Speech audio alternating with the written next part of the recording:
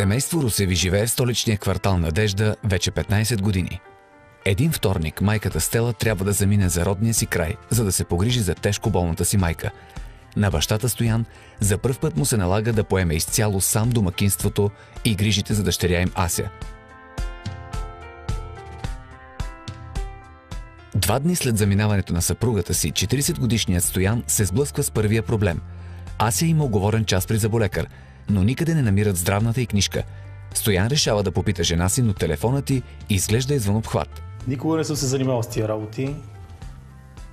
Аз съм шофьор, често отсъствам, жена ми подрежда вкъщи, тя се грижи за домакинството, тук за всичко за семейството. Аз моята книжка не знам къде е, така молим за серията. Затова взех дарова. Докато търси здравната книжка на дъщеря си, Стоян случайно попада на договор за наем на гарсониера. Адресът е в квартал Банишора и не му говори нищо. Но най-странното е, че договорът е изключен от жена му Стела. За какво е на жена ми тази квартира? Квартал Банишор. Ние си имаме собствен апартамент. И тя не работи. Къде ще намери пари да го плаща? Може би си хванал някакъв любовник. Не намерихме книжката, тата се държа много странно. Не можах да разбера какво толкова има заради една книжка. Направо не беше на себе си. Стоян отново се опитва да се свърже с жена си, за да изясни мистерията около наетата гарсониера. Но номерът й отново не може да бъде избран. Откакто намерих този договор, значи ако не ми го побира, какво е това нещо? С Стела сме заедно толкова време, 16 години вече не сме имали тайни един от друг и изведнъж някакъв такъв договор, наем. Не знам, може би е някаква грешка, може би има някакво елементарно обяснение за тази работа. А и тя както замина сега при майка си, в нейното село няма обхват, няма нищо. Сега трудно ми е да се свържа с нея, не знам кога ще се свържа, как ще се свържа. Не знам, трябва да се разниши по някакъв начин тази работа си.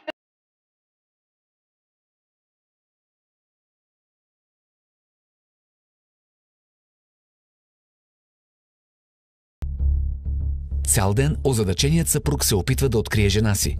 Той иска да разбере защо тя е наела апартамент без да му каже. Стела обаче все така не може да бъде намерена. Вчера извъна не мога да се свържа с нея. Веднъж се чухме като пристигна, връзката прекъсна. Там има обхват само по баирите някъде. Не знам, надявам се, дано ми извънне по някое време се чуваме.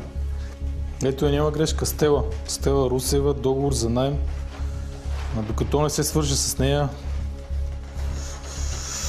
15-годишната Ася не подозира нищо за тревогите на своя баща. Стоян не иска да я притеснява излишно и затова не смята да й казва за намерения договор. Здрасти, тате. Здрасти.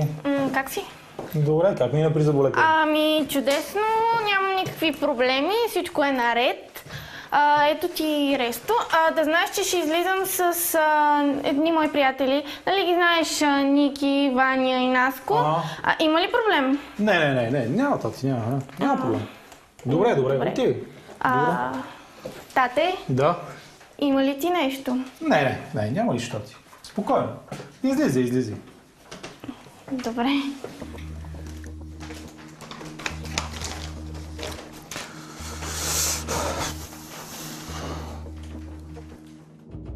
Стоян решава да посети мистериозния апартамент, който жена му тайно е наела.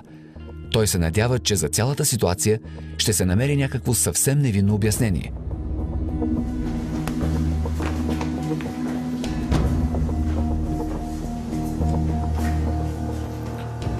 Това е апартамента, който жена ми е наела по договора. Сега ще провериме.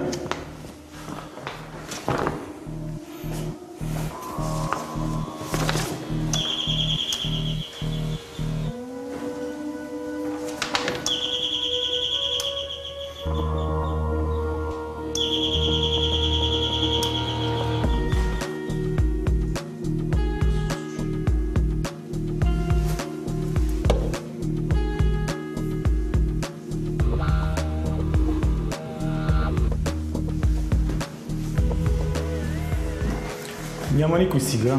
До вечера ще мина пак да проверя. За късмет на Стоян, точно в този момент по коридора се задава Надя Митева, жената, която живее в съседния апартамент. Мъжът решава, че това е неговият шанс да разбере кой обитава наетата от жена му гарсониера. Ние двете ли търсите? Не, исках да проверя само кой живее тук. Преди няколко месеца се нанесоха две жени. Непрекъснато влачат някакви мъже тук. Не им е чиста работата. Ама как изглеждат? Как изглеждат? Жени, две руси кифли. Направо ме е гнус да ги гледам. Тук ли живеят постоянно? Не, тук работят. А какво работят? И какво работят? Проститутки са. Сигурни сте? Разбира се, че съм сигурна. Чувам ги непрекъснато. Пък и който да попитате, ще ви каже. Всякакви неща ми бяха минали през главата, ама затова просто нямам идея. Жена ми да държи апартамент с проститутки. Може и тя самата да е проститутка. Аз си мисля, че тя по цял ден седи вкъщи и готви и чисти. Чак не мога да повярвам. Дано да не е истината.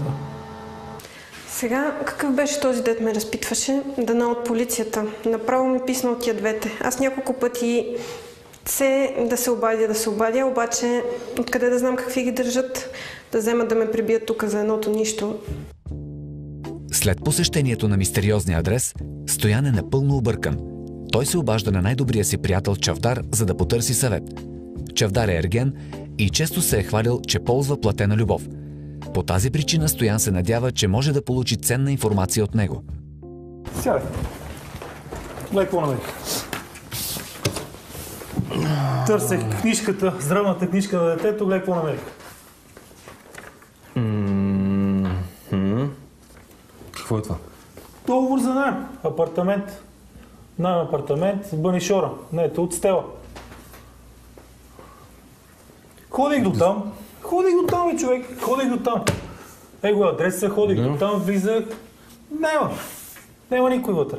Комшиите казаха, че там постоянно влизат и излизат мъже. Стига. Майтап се правиш? Не бе, майтап, къв майтап. Било някакъв публичен дом. Ето. Абсурд. Абсурд. Къде е Стела? Говори с нея? Не съм говорил с нея. Тя от 3 дена е при майка си на село. Няма обхват с нея. Как да няма хода? Пробвай. Желязковец! Само тя може да ти обясни какво става.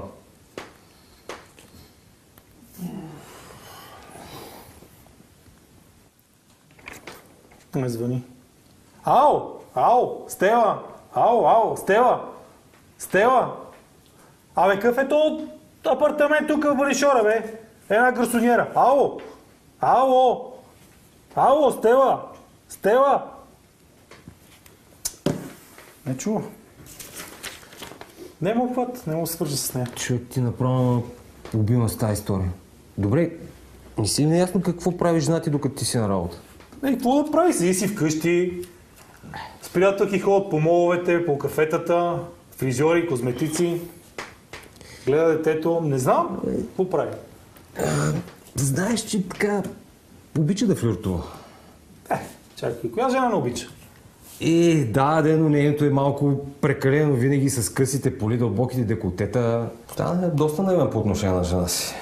Тя често се държи предизвикателно, обича да дразни мъжете.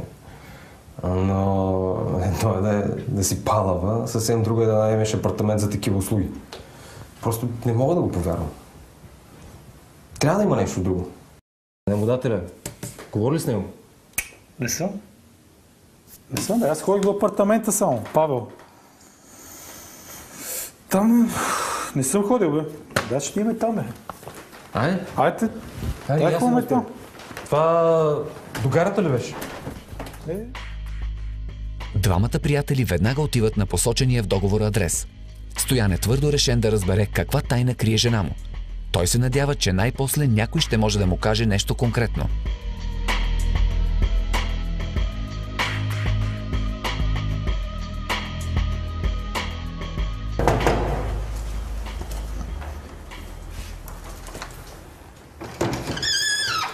Добър ден.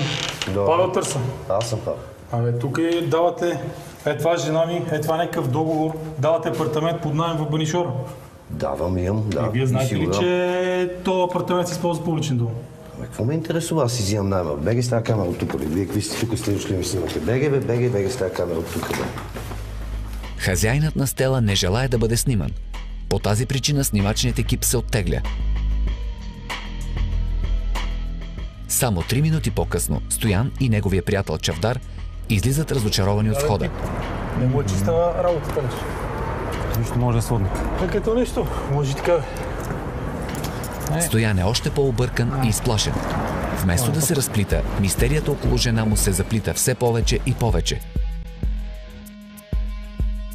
На следващия ден, докато преглежда пощата, Стоян се натъква на една още по-неприятна изненада. Оказва се, че сметката им за парно не е плащана от няколко месеца и вече се е натрупала огромна сума. Стига, бе. Дължиме 1200 лева за парно. Ако не платите в 7-дневен срок, ще пристъпим към събиране на сумата по реда на ГПК. Стига, бе, какво направя? Всеки месец им давах на моята жена да плати тия сметки. Какво направя? Къде ги е похарчила тия пари? Сега къде да взема? Тия пари трябва да отидат до банката, за да изтегля на детето от сметката. Тия пари сме ги събирали за нейния бал. Да бъде номер 1. После следване това всичко изисква пари. Какво ги направя? Къде ги похарчил? Може би изпускам нещо, не знам. Трябва да отида да видя другите документи. След като не открива нищо, което да му помогне, Стоян започва да губи контрол над нервите си. Погълнат от загадъчните събития, той съвсем забравя, че всеки момент дъщеря му ще се върне от училище. Здравей, тате. Здрасти, тати. Какво става? Много си разхвърлял. Търси тук един документ. Какви документи? За банката. Трябва да отида натам. Да може ли да излезна с Никол и Вики? Добре, може. Може да не се засечем до вечера. Добре. Има ли някакъв проблем? Не, няма проблем. В хладилника има китайско, ако си гладна, вземи хъпни. Не съм гладна. Добре, аз ще излизам, че има малко работа, трябва да отида до едно место. Би ли прибрала тук малко документи? Да, няма проблем. Окей, добре, пиле. Айде, чао. Чао.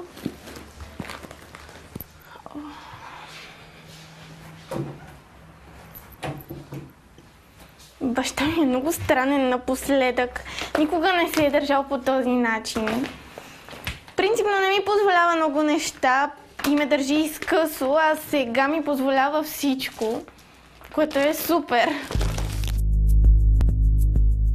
Час по-късно Стоян вече е в банката и излиза оттам в изключително лошо настроение. Оказва се, че Стела не само е похарчила парите за парно, но нещо друго. Изтеглила е всички пари от банковата им сметка. Сметката е празна. Останали са само 10 лева. Колко да не се закрие. За какво е?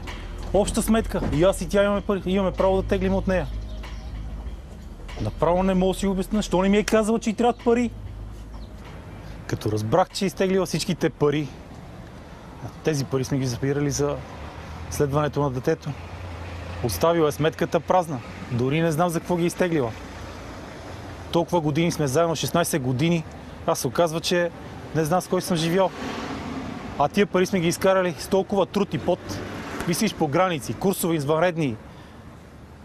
Просто не знам с какъв човек съм бил живял до сега. Случаят в банката се отразява много зле на Стоян. Той има нужда да се разтовари от проблемите, които го връхлитат един след друг. Затова си урежда среща с Чавдар в любимото им заведение. За да освободи напрежението, Стоян много бързо обръща няколко бири. Няма ги парите. Пари си изкарал, бе. Стига, бе, човек, 10 бона. Остава 10 лева само сметката. Само си представете, жена ми наела апартамент за проститутки. Сметката в банката празна. От топофикация ме заплашват със съдия-изпълнител. А тя се е забила в някакво село, откраднала пари. За мен това си е кражба.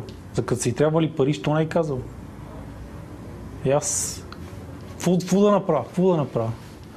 Аз съм шофьор, не пия, ама сам иде направо се... Вися, в крайна сметка Стела може изобщо да не е замесена. Може да я ползват за параван. И какъв е този параван? И много просто някой има досие, не иска да се замесва, намира Стела и готово. Тя наема апартамента от негово име.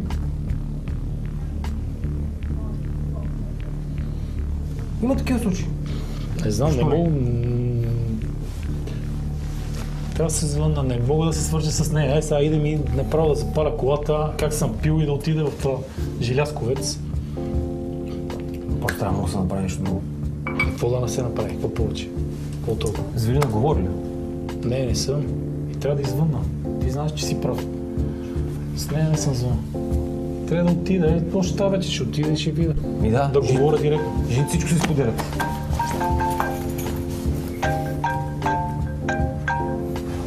Ало. Здрасти, тати. Ще закъснея малко. Малко по-късно ще се прибера.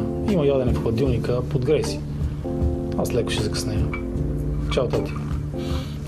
Дъщеря ми е право да се притеснява, усеща, че има нещо, но аз какво да й кажа сега, като още нищо не знам. Като се разбере всичко, тогава ще обясня нещата. Чао е прав, че трябва да се направи нещо, затова го оставих и тръгнах да отида да видя Велина.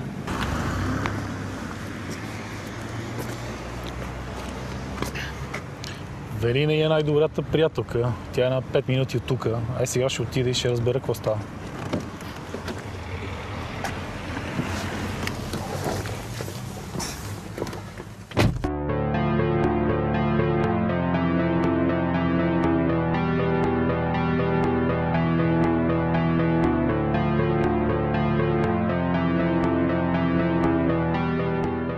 Въпреки че е пил много повече от позволеното, Стоян потегля с колата си към дома на Велина, най-добрата приятелка на жена му.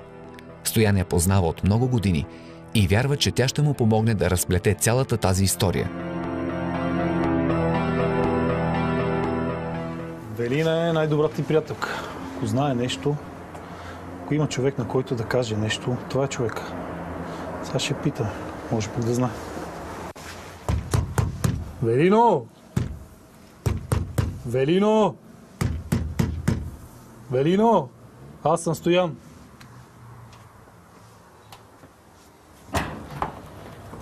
Стояне, да правиш тук? Искам да те питам нещо. Ти знаеш ли за Стела? Какво? И апартамента с проститутките? Какъв апартамент с проститутките, бе? Какво говориш? Ти си пиян?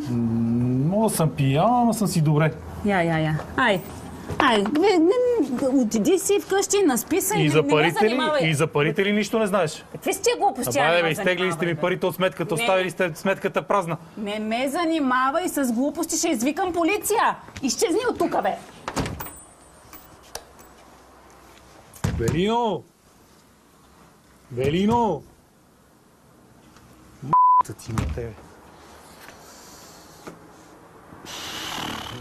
Да знаеш, ще разбера и с тебе, и без тебе. Велина може би ме намрази, но какво да направя? Събудих малко целият вход. Исках да разбера дали тя знае. Малко съм си пинал в момента. Може и да не е малко, но какво да направя сега? Може да ми се отразява малко повече, че не съм на 20. Афектиран, Стоян потегля към къщи. Заради алкохола и гнева той шофира невнимателно и съвсем скоро е спрян от полицията. Добър вечер. Сержант Петров. Добър вечер. Документи за проверка, ако обичате.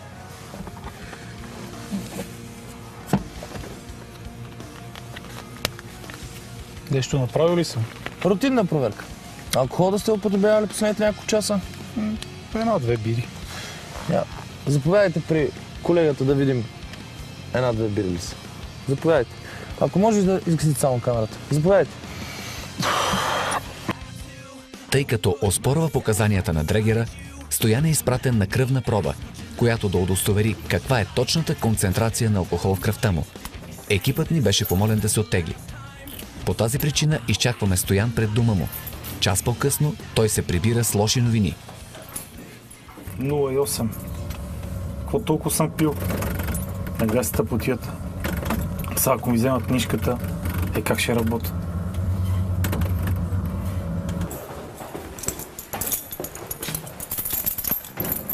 Дъщерята на Стоян, Ася, е събудена от шумотевицата в коридора и става, за да отвори вратата. Баща ми, какво става? Не, нищо, тати. Малко съм се напил. Не спреха полицайите. Татко никога не се прибирал в такова състояние. Никога не е карал пиян. За него това е като закон. Не знам, не си обяснявам това негово поведение. Знам, че нещо му се е случило и не иска да ми каже защо. Питал го няколко пъти, но той отказва. Не знам.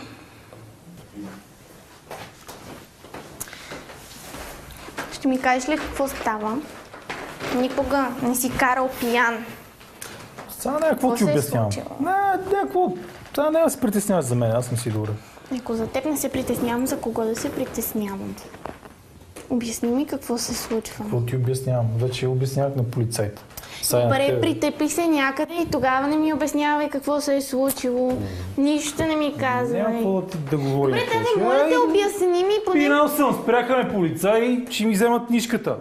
А тогава как ще работиш? Едва сега, тази сутрин осъзнах, че съм направил вчера голяма простотия. Ще остана без книжка. И сега какво правим? Няма книжка, няма работа, няма пари. Не стига, че и без пари останахме, а сега и без работа.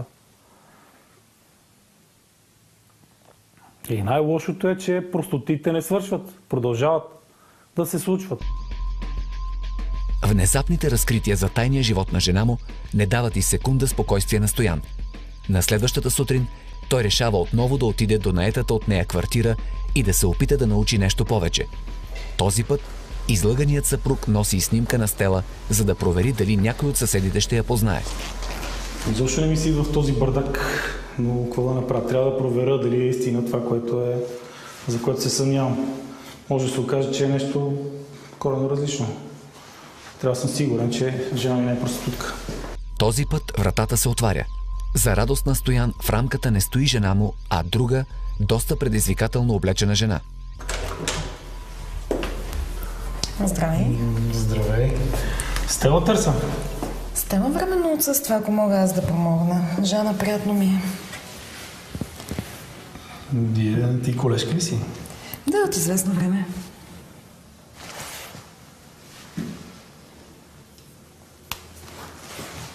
Това ли е тя? Да.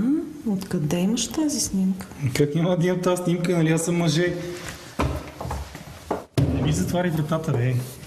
Знам ви какво правите тук, бе, мръсни. Букуци. Да не мисля, че на нас ни е приятно да го правим. Просто нямаме друг избор. Ти знаеш ли, че Стела има семейство, бе? Откъде да знам? Каза ми просто, че й трябват пари. Какви пари, бе? Ако беше печелил достатъчно, сигурно нямаше да се стига от тук. Абе, аз ли съм проблема, бе? В мене ли е проблема, бе? Бягай от тук, бе. Ги мръсти. Отвори, бе, ще ти извикам полиция, бе. И какво като извикаш? Аз просто посрещам гости. За Стоян вече няма никакво съмнение. Жена му работи като проститутка. Тази истина срива младия мъж психически. Той не спира да си задава въпроса защо. Супер.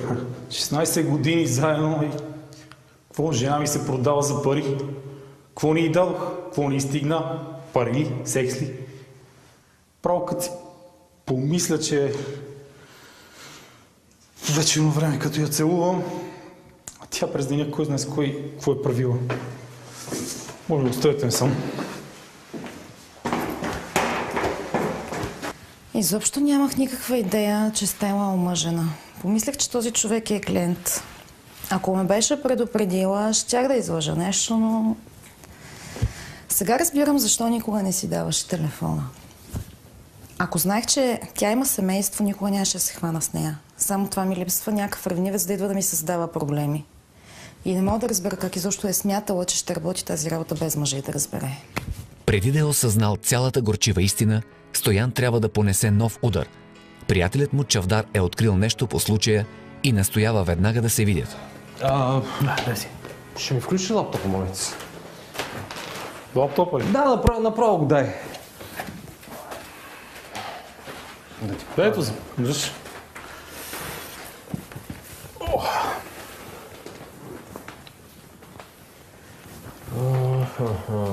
Още не можех да заспа дълго време и се разглеждах едни сайтчета от онея моите. И на какво попаднах? Това е Стела, бе. Това е моята жена, бе. Това е моята жена, бе. Какъв е този сайт, бе? Има и телефон. Не е нейният това. Когато видях Стела се предлага по този начин, направо се отвратих от нея. И не се и крие. Дори си е пуснал реклама в интернет. 60 лева на час.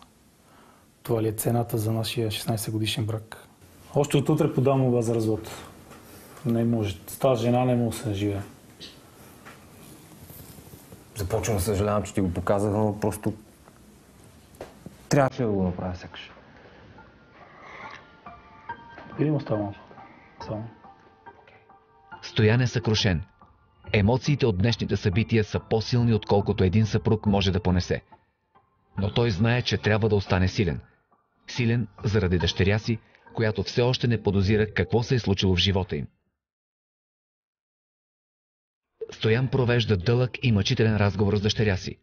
Колкото и да не му се иска, той е принуден да разкрие на дъщеря си ужасяващата тайна за майка й. Съсипаният баща смята, че е длъжен да подготви младото момиче за трудните моменти, които им предстоят. Как така? Не знам. Като се върнеш, ще те разбера. Не знам. Просто само искам да ти кажа, че ще подам молба за развод. Просто след тия работи, които разбрах за нея, няма как да останем заедно. Майка ми е проститутка. Това дори не звучи реално. Първо си помислих, че баща ми е пиян. Но след това, след като ми разказа всичко, разбрах, че може би това е истина. И той самия каза, че е по-добре да го разбера от него, което ме накара да му повярвам още повече. И мисля да отида да спа при най-добрата си приятелка, защото не искам, когато майка ми се прибере, да съм вкъщи. За децата майката е нещо свято. Но да кажеш на дъщеря си, на детето си, че майка му е проститутка, това е просто... няма как да ви го пиша.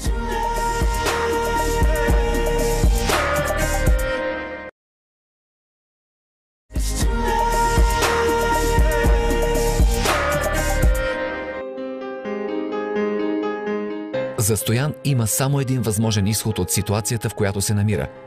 Той решава час по-скоро да се срещне с адвокат, за да задейства процедурата по развода си. Добре, деца имате ли? Да, дъщеря на 15 години, но държа, ако може, да остане при мен, аз да си я гледам. Не искам да ви разочаровам, но в 90% от случаите правата след развода се присъждат в полза на майката. Така е, да, но при нас малко случай е малко по-особен. Ами, ще се наложи да ми обясните, за да знам как да процедираме. И хванах...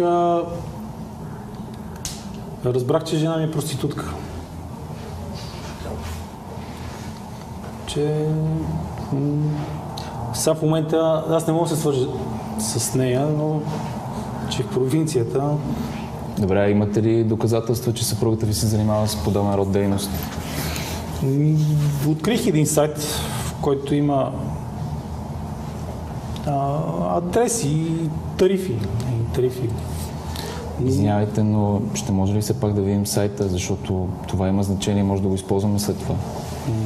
Важно ли е? Ами да, защото наистина може да служи като доказателство последствие. Да ви го покажа ли? Да, елате. След болезнения разказ за тайната професия на жена си, Стоян трябва да преглътне още едно унижение.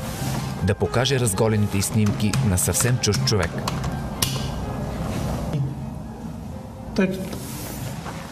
Това е жена. Като адвокат съм виждал всякакви неща, но тази история действително ме изненада. Обикновено при развод родителските права се присъждат в полза на майката, но в този случай нещата стоят по по-различен начин. В случай, че детето остане при съпругата, то ще бъде изложено на риск и лошо влияние. Надявам се съдът да вземе предвид тези факти и да отсъди в полза на моя клиент. Беше ми трудно да разкажа цялата работа на адвоката, но няма да остава на детето ми, единственото ми дете в ръцете на една проститутка. Ще се боря за Асия, независимо от това, няма да остане нещата така. Въпросът с проституцията в страната е, как да кажа, неустановен. Тя е нито незаконна, нито законна. От една страна не е изрично забранена, от друга страна проституиращите биват преследвани за нарушаването на реда и общественото спокойствие. Най-добре ще е, ако така органите на държавно управление установят някакви правила и този въпрос да бъде разрешен в една или друга насока. Същата вечер Стела най-сетне се прибира вкъщи. Стоян е изключително напрегнат и няма търпение да чуе причините за тайния живот на своята жена. Ейко!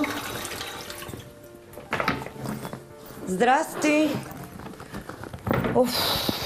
Най-накрая се прибрах. Къде е Ася? Няма я, в една приятелка. Постоянно колко пъти ти звънях. Няма връзка винаги с тебе. Нали знаеш, че на село няма сигнал? Последния път нищо не чувах. Що, нещо важно ли? Не. Глупости. Как ще е важно? За теб може и да не е важно. Иначе можеш да ми кажеш, че си проститутка. Какво? Стоян разказва на жена си какво е научил, докато тя е била в провинцията. Стела изглежда не е очаквала, че тайната й може да бъде разкрита. И затова изпада в истински шок. Тя е толкова зашеметена от фактите, до които е стигнал мъжът й, че в първия момент не знае как да реагира. Що са тия работи? Малко ли ти беше това, бе? Че аз седа по цял ден, хода и работа и се трепа 10 часа. Съм на крак, хода по митници, седа и чакам и виса. Ти какво правиш през цялото време? Обяснявай, давай, бе, казай, бе, за какво правиш? Нищо не правя. Стой, ела се успокой и ще ти обясня всичко. Какво да се успокоя, бе? Ти направо ми разби живота, бе. И моя, и то на дъщеря ни. И тя ли знае? Ми знае.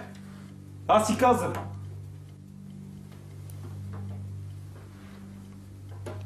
Добре, сега какво? Казвай, дай да те чуя. Дай ми някакво обяснение. За какво си го направила това нещо? Има ли нещо логично обяснение? Или просто е така? Моля ти се, ела се, не успокой се, сега ще ти обясна всичко. Помниш ли, когато остана без работа? Това беше отдавна. И започнахме да теглим от парите на детето. За кратко. Тогава ми се обади един инвестиционен посредник по телефона и ми каза, че ако вложа 10 000 лева, може да ги направи 100. И ти върза ли се, бе? Върза ли се за тази простотия, бе? Не се вързах веднага, но се срещнахме. Той ми показа договори, показа ми лицензи, всичко изглеждаше наред. Аз даже се зарадвах. Мислех, че мога да помогна. И договор? И какво забогатя ли? Какво стана? Забогатя ли? Не съм забогатяла. Той изчезна след една седмица и е завлякал и други хора. Просто исках да помогна, исках да направя. Само ти работеше. Аз не изкарвах една стотинка. Исках всичко да бъде за детето. Дори се радвах. Мислех, че ще можем и кола да й купиме, и да я изучиме, и рокля да й купиме, и обувки. За това ли изтегли парите? За това ли няма нищо вече там? Сметката на дъщеря ни. Това е сметката на дъщеря ни. И какво да направя сега? Тъпа съм. Просто съм. Айде убий ме. Всичко беше така, с добри намерения. Да бъде добре за мен и за тебе. Ти и проститутка ли стана с добри намерения, бе? Как се става така, бе? Не можах да кажа на Стоян за парите. Просто щеше да полудее, щеше да ме убие. Щеше да се разболее. Не намерих друг вариант за някаква работа. Търсих си, но за толкова пари нито кредит мога да изтегла, нито нищо. И точно в този момент се срещнах с Жана. Тя ми каза какво работи, че иска да се отърве от сводника си, че си изкарвали много добри пари. И аз просто бях толкова паникьосана и ужасена и исках това да бъде най-бързия начин и затова наехме и тази гарсониера. Не съм искала да ставам проститутка. Мислех, че всичко просто е така. Ще изкарам за няколко месеца някакви пари, ще ги върна и никой няма да разбере. Стоян няма да разбере и никой. Това беше голяма грешка, огромна грешка. Най-голямата грешка в живота ми. Той чух обяснението, направо чак да припадна. Станала проститутка, защото я било страх да ми каже за парите. Какво си мисли тя, бе? Че ще прибие ли, бе? сайт да си направиш, за да могат да те видят всички, дори и дъщеряни. Какъв интернет, какви снимки? Нищо не съм правила. Да ти ги покажа ли? Сега ще ги покажа. Сигурно Жана го е направила. Не мога да те гледам. Гнус ме. Излизам. И между другото, подадох молба за развод. Стояне, какво? Стояне, чакай, моля те, чакай, обясни ми, Стояне. Да ходи да се чука с други мъже и после се прибере вкъщи и все едно нищо не е станало. Да удари, бе. Как да го простя? Аз това нещо не мога да го простя, бе. Абсурд. Пълен абсурд. От 2 дни Стоян не е обелил нито дума. Ето защо Стела решава да подготви романтична вечеря с надеждата, че може да го умилостиви и да спаси брака им. Въпреки прегрешенията, младата жена обича единствено своя съпруг и иска да му го покаже. Последните 2 дни бяха кошмарни. Стоян изобщо не забелязва, че съществувам. Аз го обичам и не искам да се разделяме. Затова се постарах и се надявам той да оттегли молбата за развод и всичко да се оправи.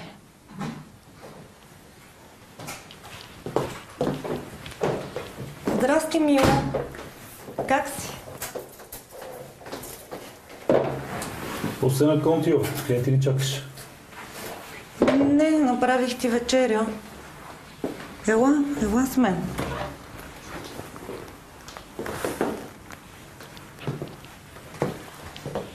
Искам да ти кажа, че много те обичам и че наистина съжалявам за това, което направих. Никога повече няма да го направя. Моля те, нека да ти обясня пак. Какво ще ми обясняваш, бе? Тарифите ли ще ми обясняваш? Ти какво си мислиш? Че на мене ми е харесвало това? Че ми е харесвало да бъда с други мъже? Никога повече няма да го направя. Аз... Като те слушам, какво говориш? Край, всичко свърши. И свещи ми запали. Моля те, заради детето, ние не се изучихме, поне тя да се изучи, за това го направих. Слушай, ти да не мислиш, че ми е било лесно, бе. Да ме докосват други мъже, да спа с тях.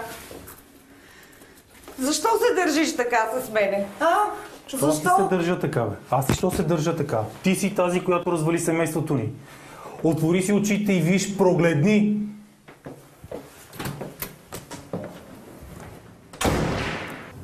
Не знам какво си мислеше, че ще му с някакви си свещи.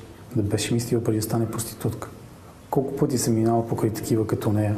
До сега никога не съм изневерил. Какво си мисли тя? Че ще повярвам. Как ще си повярвам, бе, миличка? Как да ми повярвам? Явно не може да ме разбере. За мен това беше просто работа. Тялото ми е просто инструмент. Всеки жертва нещо. Той съня си, аз тялото си. Никога преди това не съм му изневерявала. Не знам. Надявам се по-нататъка някакси нещата да се оправят. 6 седмици по-късно настъпва денят, в който Стела и Стоян Русеви ще престанат да бъдат семейство. 35-годишната жена и нейният адвокат пристигат в съда доста преди Стоян и Ася. Закъсняват, не знам къде са.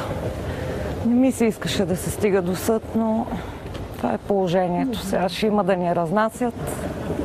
Само не искам Ася да знае какво точно е станало, но според адвокатката ми имам някакви минимални шансове да остане при мене. Разбира се, това, което сте направили е силно укоримо, но в крайна сметка е било с добри намерения. Все пак, вие сте нейна майка, грижили сте се за Ася през цялото време, докато съпругът ви постоянно отсъства от вкъщи. Детето определено има нужда от вас. Съдът ще вземе под внимание всичко това. Ето ги. Идват.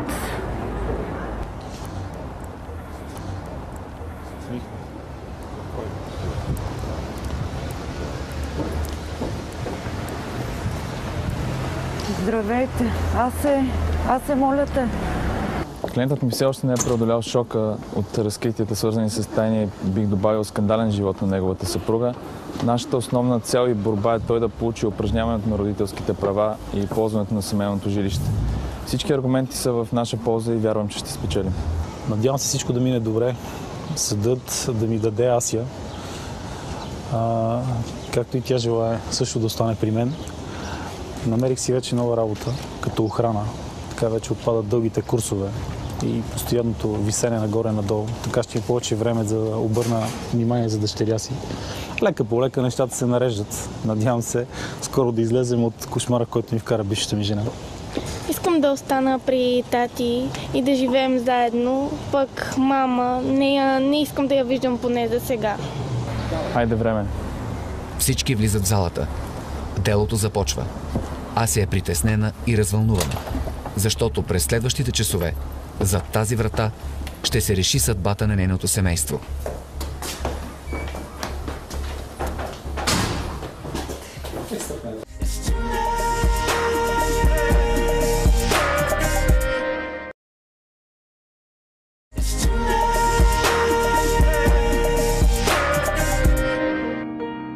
Няколко часа по-късно делото приключва.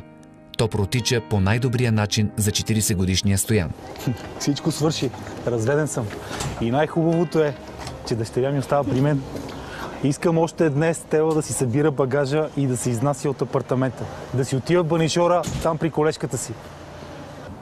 Всички в залата видяха колко страда клиентът ми от факта, че жена му е проституирала зад гърба му и е прахосвала семейните спестявания.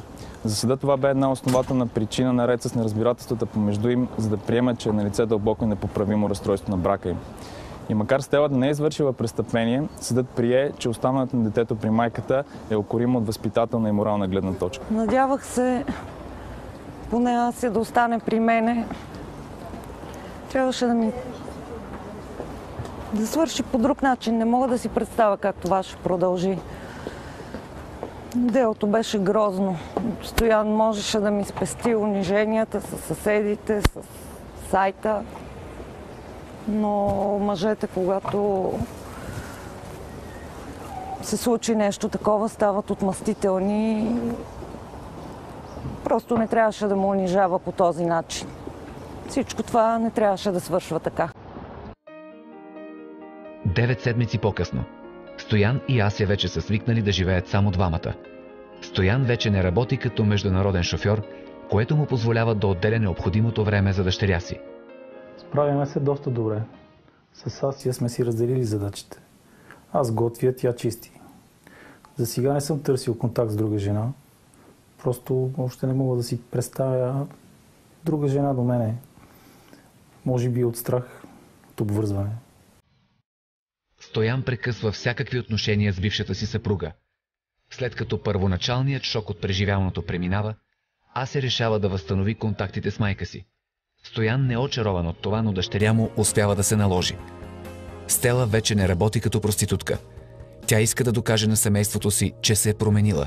Вече съм малко по-спокойна, защото все пак с Асия се виждаме и чуваме. Не е както преди. Малко е резервирана, е дръпната, но се надявам, като общуваме по-дълго, да стане както преди. Стоян е по-различно. Той е инат, мрази ме. В момента все още не може да контактува с мен, но се надявам, като мине малко време, просто заради детето ние трябва да общуваме и да контактуваме, за да бъде тя добре. Надявам се някой ден да ми прости. Знам, че мама силно се надява отново с тази да се съберат, но това няма как да стане, аз си го обясних. Тя е прекалено наивна понякога. Дори го показа с последната си постъпка, иначе нямаше да го направи. Не знам. Искам ужасно много те двамата да се съберат или поне да си говорят, защото ги обичам и двамата и е много гадно, когато се правят, че не се познават. След като научава за срамната професия на съпругата си, Стоян се подлага на основен медицински преглед и е доволен да разбере, че няма никакви заболявания. Жената, която той цял живот е обичал, му нанася емоционална травма с дълбоки последици. Въпреки че се страхува да не бъде наранен отново, Стоян тайно се надява, че един ден пак ще се срещне с любовта. И кой знае, може пък този ден да е съвсем скоро.